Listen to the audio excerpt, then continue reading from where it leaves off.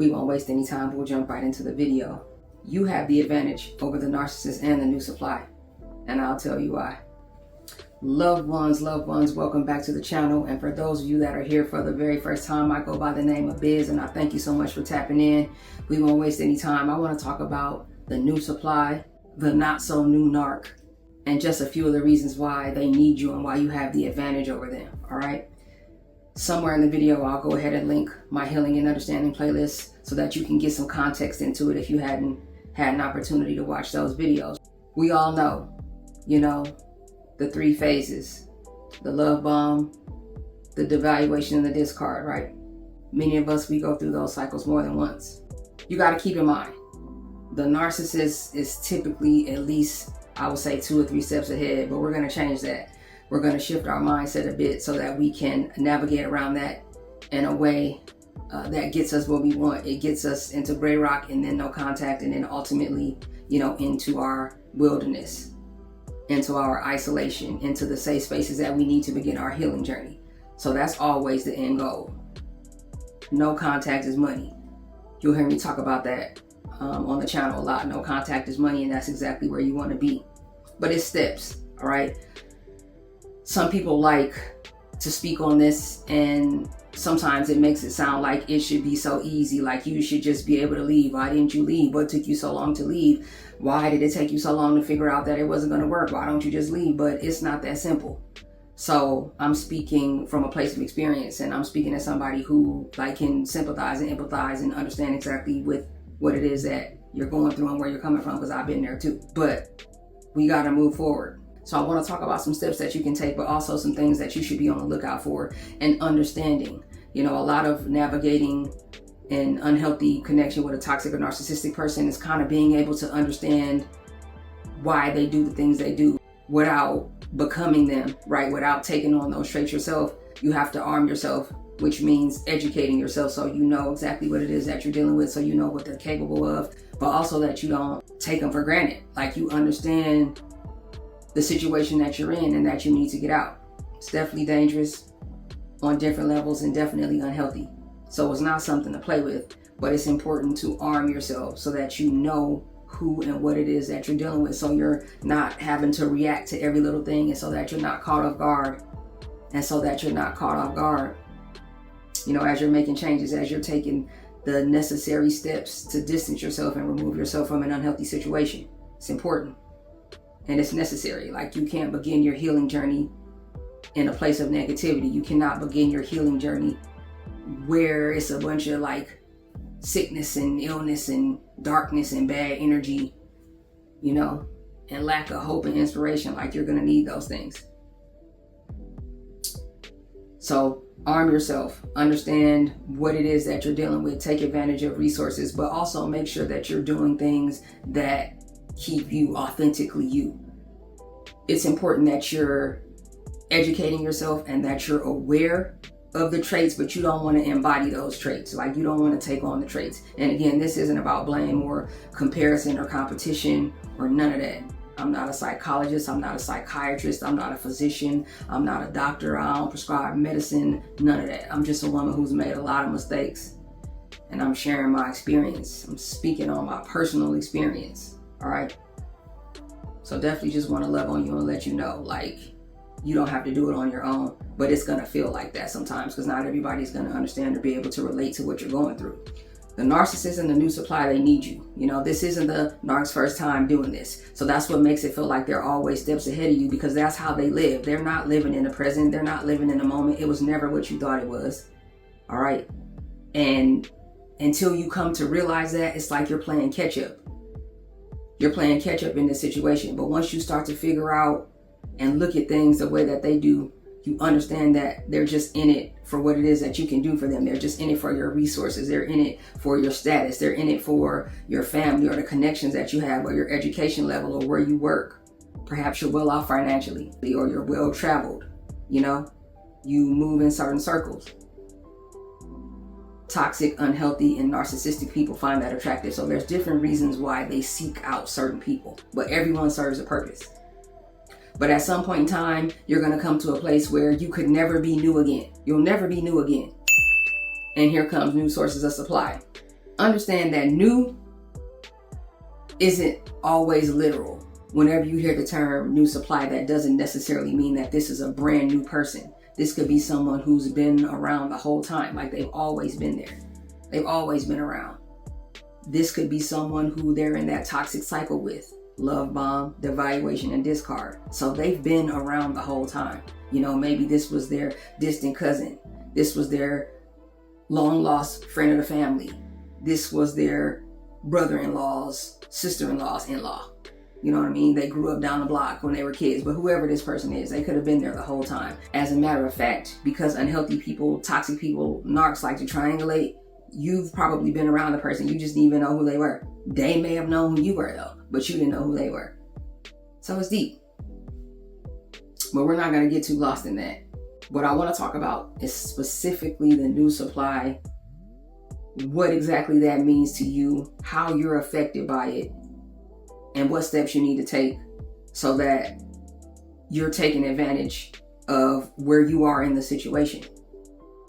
The new supply could be a brand new person that they just met, but a lot of times it's probably somebody they already knew, because it takes time for them to vet people. Like, they got to vet people. They got to do their tests and plant their seeds, and they got to manipulate, and they got to do that tug of war. They got to do that back and forth with all their sources of supply so that they know exactly who it is that they're dealing with. And they get energy from that. Like, it's like a hunt. Like, they enjoy that very much. It's like a hunt for them, the same way that they did with you. But what I want you to know about the situation is, if you're being triangulated with another source of supply and you come to the realization of that, and you can find a way to process that and digest that in a way that's not as emotional but a little more logical, which probably means that you've gone through the cycles more than once with this person. The very first time, especially if you were completely blindsided and you didn't know what it was that you were dealing with, the first time you didn't know what it was. You kind of felt like it was a blur. Like, it kind of feels like you're off balance, which is how it's supposed to feel. You probably felt like you were off balance that first or maybe even second go around. You ain't even know exactly what it was you was dealing with, but eventually it comes to a point where you kind of get numb to it. Like, it starts to feel like a routine. It starts to feel kind of oddly familiar. It starts to feel oddly familiar to you. But let's say, for instance, you are the main source of supply, right? That's something that I can speak to intelligently. If you were the main source of supply, which meant you spent majority of your time with this toxic or narcissistic person, maybe you were cohabitating, right? You're living together. Maybe you were raising a kid or two together. Maybe you had started a business together. Maybe you bought a property together. Somewhere along the line, somehow you were tied to this person. So they kind of maneuvered around you with the other sources of supply, because there were always others. Like, you were never the only one, even if it felt like you were. Nah, that's not how that works. They need the supply that they get from you, but they also need supply from the other people that they're interacting with. And that could be coworkers, it could be their family members, it could be one of their exes, it could be someone who they know has a physical or romantic interest in them, but they don't even really take them seriously, but they're entertaining them because of the supply they get. The person at the store up the street who they get attention from. Like, supply can be anything. Supply can come from pets, which would make a very interesting video. I'll have to note that. But supply can definitely come from pets, for sure. Absolutely. So if you were like the main source of supply because you spend a majority of your time with this person, they're maneuvering all around you with the other sources of supply. But what that also means is they feed off of you to be able to, like, put them through their paces and test them and love bomb them.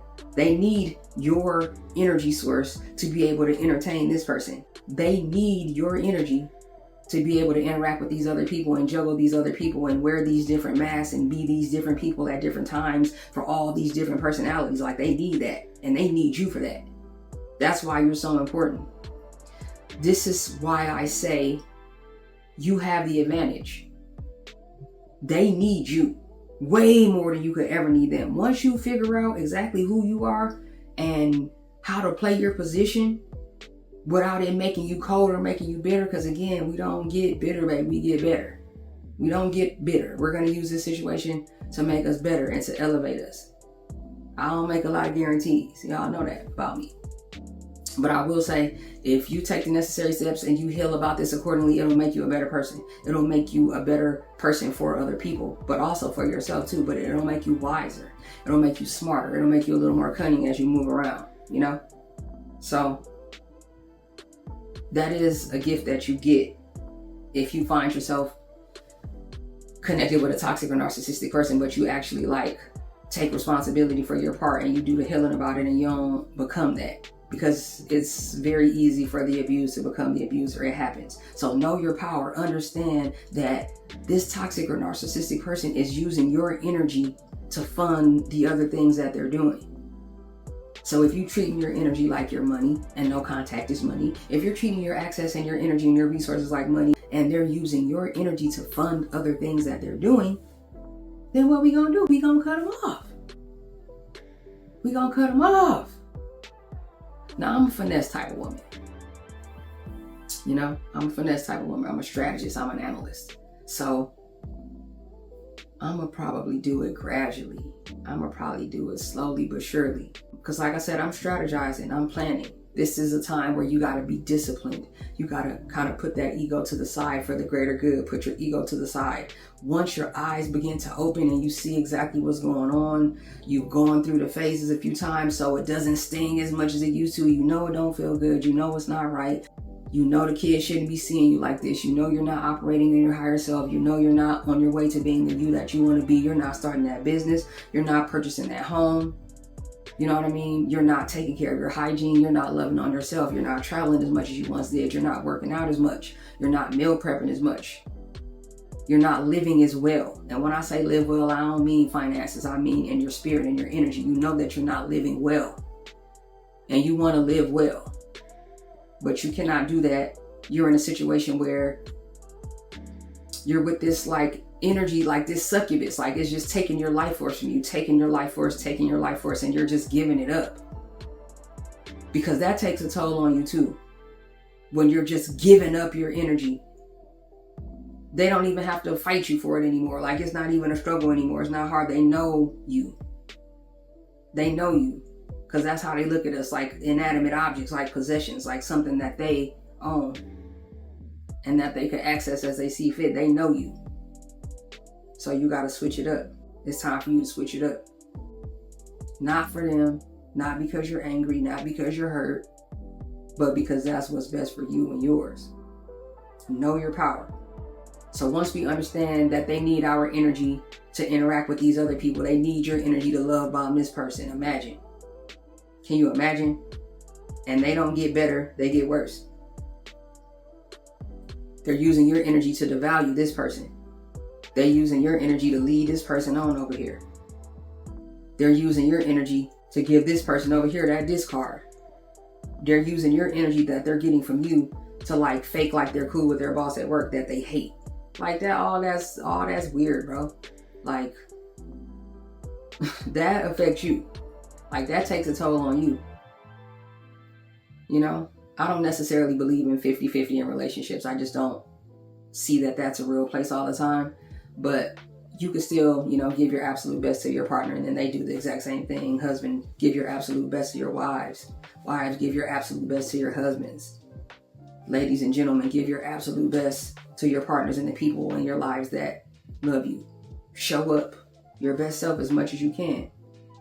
Sometimes your 100% is only 70%. Sometimes your 100% is only 70%.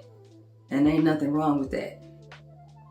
But remain in situations where you're valued. Remain in situations where you can be in your higher self. Remain in situations where you can be your authentic self.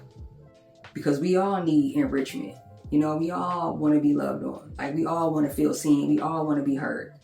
We don't want it to be, you know, a one-way transaction where we're constantly giving, and they're just taking and taking, because that's what they're going to do. They're going to take until there's nothing left, until you're just a shell of yourself. Trust yourself a little more. If you know it's not right, it's time to start making that move. So once you start cutting them off, right, you're giving them less of your energy. You're not engaging in those arguments. You're not coming around and asking questions. You're not concerned with what they're doing. You're not letting what they do bother you. You're planning for the future. You're focusing on yourself. You're distancing yourself as much as you possibly can. You're seeking out activities and people that are healthy for you, that make you feel good, right? You're slowly but surely coming to see exactly what's going on. Use these other sources of supply to your advantage. If they're distracted by something else, let them do that. They're distracted by something else. That's a good thing. That's a good thing for you. Take that time to gather yourself. Start putting some stuff in place. Reach out to some people, not necessarily people that you have in common, but people that you trust. See what your support system looks like. Pick up a second job, pick up a part-time job if you can. If time and your obligations allow you to do that, it will keep you apart from them more and you can put money away. Things like that. Start to think about what it is that you can do to get you closer to no contact as soon as possible. But they're using you. When they're love bombing them, you make it possible. So when you begin to distance yourself, it takes away the fun for them. It's not fun anymore. And it's sick, I know. And in the beginning of the video, you heard me say that there are steps ahead. I didn't mean that in a negative way. That's not a knock on you. We're not supposed to go around looking for the worst in people. We're supposed to be ready to acknowledge it and process it and act on it when we identify it, but we're not supposed to be looking for the worst in people. That takes a toll on us as people. But we are supposed to be smart. We are supposed to be situationally aware, but without having to take yourself too seriously. But be ready to act on and process and digest and move on, what it is that you find. But once you start to take your energy away from that situation, once you start to distance yourself from that situation, they're not going to find it fun. They're going to begin to look at this quote unquote new supply differently. This new supply is going to go from being the person that used to be so much fun, the person that was so spontaneous. This was the person that they would use to irritate you. This is the person that they would paint those fake narratives with and tell those lies about you to, and they would just eat it up because they don't know you. They don't know the truth yet. That's what they love so much about the new supply, is that they're new. They don't know what they're dealing with. That's why you could never be new again, because you know better now. So not only do you know better, but you're taking your access away. You're no longer giving it that energy. You're no longer asking questions. You ain't running up behind them trying to figure out what's going on. You productive. You focused on you. You planning for you and your future now. You're trying to figure out what your own next move is. You're trying to figure out what your next move is. So that's what it's about. They're going to go from being the new shiny fun toy thing to the thing that messed up their main source of supply. Because the idea is never to lose you, no matter how much they try to make you feel like you're expendable, no matter how much they try to make you feel like you're replaceable, no matter how much they want you to feel confused, bewildered, lost, and unsafe. They need you. They're projecting those feelings onto you. That fear, that lack of security, that, they would never choose me if they really knew who I was. That energy that they walk around with, they project that onto you so that they don't have to feel it as much. Don't take it as a compliment, but at the same time, toxic and narcissistic people are hunters. They know who they're coming for. They saw certain traits, characteristics in you. They saw certain things about you. They saw your light, but they may have also saw some vulnerability. They saw the human side of you too. It's not fun. It's not fun anymore when they go from being the new shiny toy thing to being the thing that caused them to mess up their situation with you. They never want to lose a source of supply ever. Ever. They always feel like they could reach back up in the closet, reach back up in the pantry, they could go back out to the garage, they could flip a switch and they can turn you back on. That's how they feel. But when you shift your mindset, when you find ways to prevent them from being 2 and 3 steps ahead of you, it changes the game.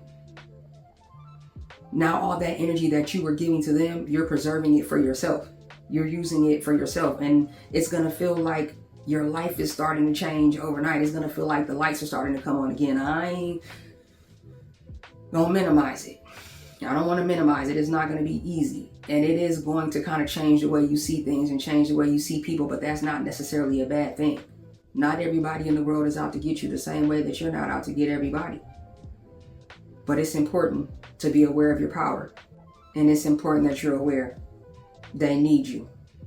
It ain't no fun without you. Unless somebody feel like they getting cheated on, it ain't no fun. Unless somebody crying, it ain't no fun. Unless somebody somewhere hurting, curled up in a ball, like looking for answers, like unless somebody's dying inside, it ain't no fun. Unless somebody feels like they're losing in the situation, it's no fun.